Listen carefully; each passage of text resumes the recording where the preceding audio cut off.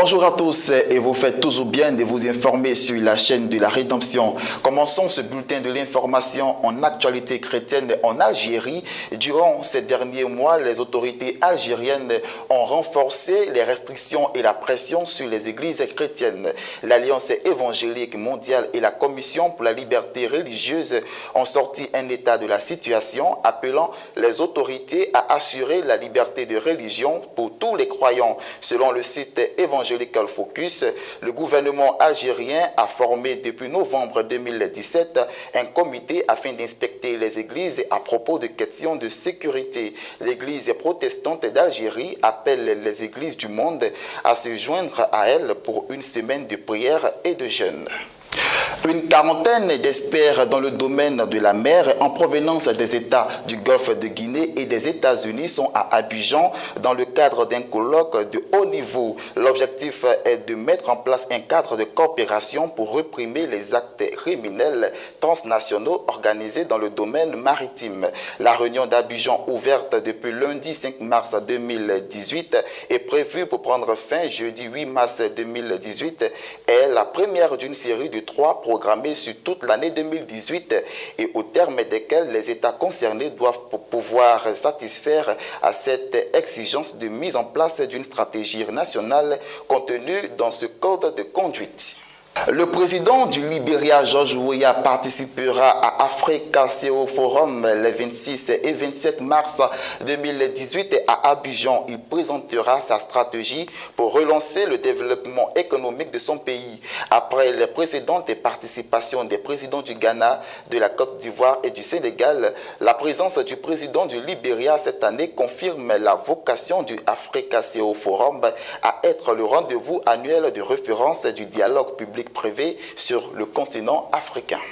Hors de nos frontières, le président togolais Faure Gnassingbé, président en exercice de la Communauté économique des États de l'Afrique de l'Ouest, CEDEAO, a plaidé lundi à Ouagadougou pour une rapide opérationnalisation du G5 Sahel, estimant que cette force peut définitivement mettre un terme au terrorisme. Au Burkina Faso, Gnassingbé a dit être venu également pour féliciter les forces de défense et de sécurité pour leur rapide riposte efficace qui a certainement permis de limiter les dégâts.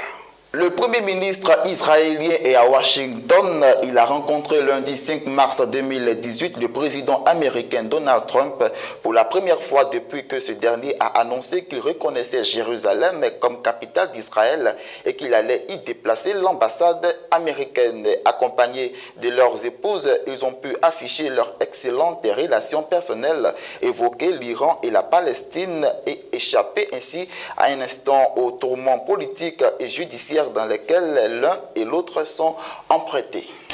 La Banque africaine de développement BAD vient de nommer la Kenyane Wambui Gichuri au poste de directeur de l'eau et de l'assainissement à compter du 15 mars prochain, l'annonce selon l'institution. Avant de rejoindre la BAD, elle était depuis juillet 2016 responsable des pratiques de gestion de l'eau pour la région Afrique à la Banque mondiale. Elle est titulaire d'un master en économie, d'une licence en économie ainsi qu'une licence en économie et sociologie de l'université de Nairobi au Kenya. Les électeurs sierra-léonais iront aux urnes ce mercredi 7 mars 2018 pour élire leur nouveau président de la République. Sont en lice pour la présidentielle 16 candidats. L'élu succédera au président sortant Enex Bayi Koroma qui boucle ses 2 mandats constitutionnels. Ce dernier a passé 10 ans à la tête du pays. Outre l'élection d'un nouveau président, les électeurs vont également élire les 132 députés de l'Assemblée nationale. Et puis refermons ce flash de l'information par une page sportive à Paris. Le Parc des Princes va vibrer ce soir pour le choc des 8e de finale retour de la Ligue des Champions entre le Paris Saint-Germain et le Real de Madrid. Les Parisiens doivent rééditer l'exploit réalisé par le club il y a 25 ans en 1993 quand le PSG avait éliminé ce même Real de Madrid au bout du temps additionnel après avoir sombré au match aller. Il est à noter que Paris sera toutefois privé ce soir de sa star Neymar. Et voilà, c'est tout pour ce flash de l'information. Ceux qui se confient en l'Éternel ne sont point recouverts de honte. Somme 25, verset 3. Shalom.